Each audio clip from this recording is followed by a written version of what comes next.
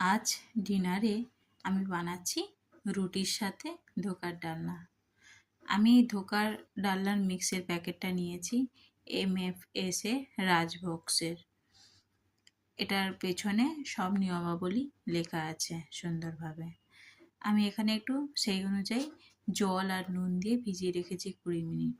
এদিকে আমি আটা মেখে নিচ্ছি গরম জল দিয়ে, তাতে নরম হয় একটু।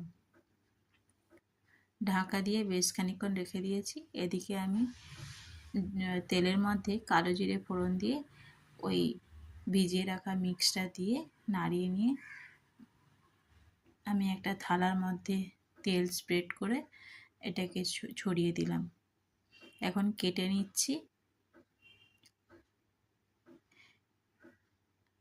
এদিকে আমি চা বসিয়েছিলাম, হয়ে গেছে।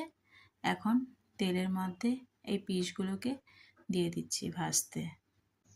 এই ধরনের কাটিংগুলোকে কি নাম দেওয়া যেতে পারে আপনারা জানাবেন তো কমেন্টে। এখন আমি রান্নাটা করে নিচ্ছি।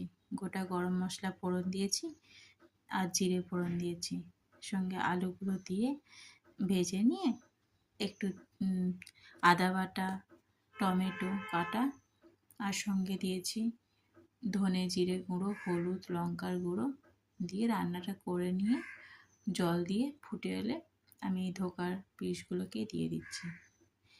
সঙ্গে দিয়েছি ভাজা মশলার গুঁড়ো। এখন আমি রুটিগুলো করে নিচ্ছি।